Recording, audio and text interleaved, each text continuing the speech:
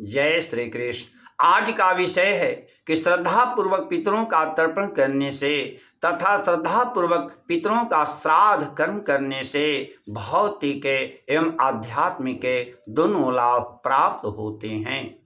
मार्कंडी पुराण में वर्णन है कि तर्पण एवं श्राद्ध से संतुष्ट होकर पितृगण श्राद्ध कर्ता को दीर्घ आयु प्रदान करते हैं, सुंदर संतान प्रदान करते हैं, विद्या धन वैभव एवं राज्य को प्रदान करते हैं तथा स्वर्ग एवं मोक्ष को भी प्रदान करते हैं। प्रमाण के लिए महाभारत में अनुशासन पर्व में तथा नारद पुराण में भी यह वर्णन है कि महाभागवत गंगा पुत्र भीष्म पितामह जी अपने पिता महाराज शांतनु का श्राद्ध कर्म कर रहे थे। ज्यों ही बालू की बनी हुई बेदी पर बिछाए गए कुशों के ऊपर पिंड देने चले संकल्प करके, त्यों ही बेदी के बगल से महाराज शांतनु का हाथ निकल आया। यह देखकर भीष्म पितामह सोचने लगे, अब मैं पिंडदान कहाँ करूं? बालू की बनी हुई बेदी पर बिछाए गए कुशों के ऊपर पिंडदान करूं कि अपने पिताश्री के हाथ में पिंडदान करूं? वेद पुराणों में शास्त्रों में लिखा गया है कि पिंडदान कुशों के ऊपर ही करना चाहिए।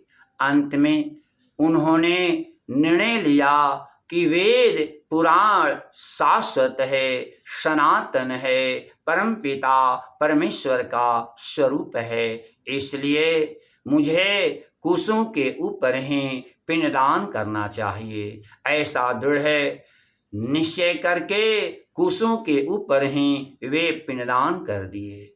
महाराज शांतनु का हाथ लुप्त हो गया। महाराज शांतनु अपने पुत्र भीष्म पितामह पर प्रसन्न होकर बोले, हे वत्स, तूने मेरे हाथ को देखते हुए भी अपने कर्म पथ से विचलित नहीं हुआ, वेद मार्ग से विचलित नहीं हुआ।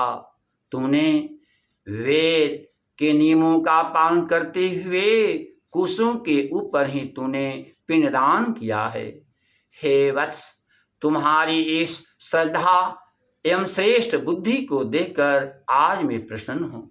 हे पुत्र, आज मैं तुझे 3 वरदान दे रहा हूँ। तुम्हारी इच्छा मृत्यु हो, तुम त्रिकालदर्शी बनो और तुम्हें मोक्ष की प्राप्ति हो।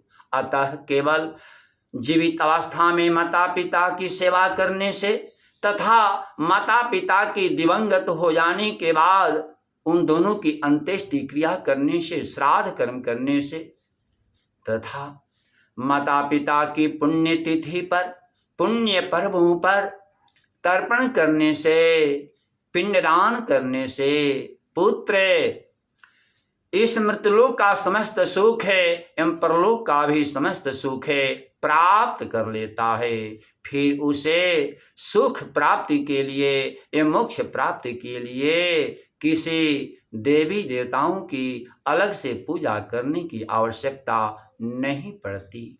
और जो ये सब कर्म नहीं करता है, अपितु अपने माता पिता का तिरस्कार करके, अपमान करके मोक्ष प्राप्ति के लिए, सुख प्राप्ति के लिए भगवान का दिन रात जो पूजन करता है, तो भगवान उसकी पूजा को स्वीकार नहीं करते। उस पुत्र को न सुख की प्राप्ति होती है और न ही मोक्ष की ही प्राप्ति होती है।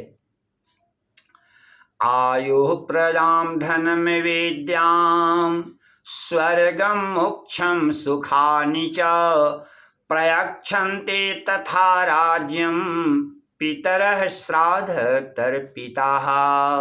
अंत में सबके मंगल की कामना। ओम स्वस्ति।